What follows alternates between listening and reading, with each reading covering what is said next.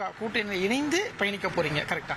அதுதான் உண்மை. அதுதான் நாங்கள் திராவிட முன்னேற்ற கழகம் மீண்டும் ஆட்சிக்கு வர வேண்டும் என்ற அந்த உணர்வோடு தான் எங்கள் தோழர்கள் எல்லோரும் இருக்கிறோம். காரணம், நாங்கள் படித்தது தந்தை பெரியாரை, பேரறிஞர் அண்ணாவை, சர்பிட்டி தியாகராயர், TM நாயர், நடேசனாரை, முத்தமிழ் டாக்டர் கலைஞர் அவர்களை, தலைவர் வைகோ அவர்களை, அண்ணன் தலைவர் தளபதி அவர்களை, ஐயா வீரமணி அவர்களை, நாங்கள் படித்தது எல்லாமே இதுவாகத்தான். நாங்கள் பயின்ற அரசியலும் இதுவாக இருக்கின்ற காரணத்தினால் அந்த பயணத்திலே நாங்கள் மேற்கொள்ள விரும்புகிறோம். அதுதான் எங்களுடைய விருப்பமாகவும் எங்களுடைய தோழர் அனைவருடைய விருப்பமாகவும் இருக்கிறது. இப்போ திமுக கூட்டணியில இணையும் பட்சத்தில் தேர்தலில் போட்டியிட வாய்ப்பு கிடைச்சா போட்டியிடுவீங்களா? நிச்சயமாக போட்டியிடுவோம். அது நாங்கள் மறுதளிச்சு தான் கலந்தெல்லாம் போக மாட்டோம். ஏனென்றால் ஒரு அரசியல் இயக்கம் என்கின்ற போது அந்த ஒரு பிரதிநிதித்துவம் கிடைக்கின்ற போது அதை நாங்கள் மறுதளித்து விட்டு செல்ல மாட்டோம். கிடைத்தால் நிச்சயம் வாய்ப்பு இருந்தால், இல்லை என்றால் அதை பற்றி நாங்கள் கவலைப்படவில்லை.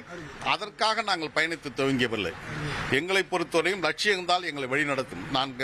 அதை தான் நான் மதுரையிலும் சொன்னேன், அதை தான் திருச்சியிலும் சொன்னேன். எங்களுடைய தலைவர் யார் என்று சொன்னால் எங்களுடைய லட்சியங்கள், எங்களுடைய கருத்தியல், எங்களுடைய பயணம் என்பது அதுவாகத்தான் இருக்கும். எங்களுடைய கருத்தியல் தான்.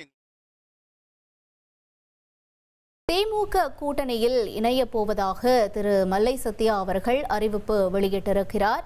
மதிமுகவிலிருந்து அவர் விலகிய நிலையில் திமுக கூட்டணியில் இணைய போவதாக தகவல் வெளியாகியிருக்கிறது. இது தொடர்பாக தந்தி டிவிக்கு சிறப்பு பேட்டியளித்த காட்சிகளை பார்த்தோம்.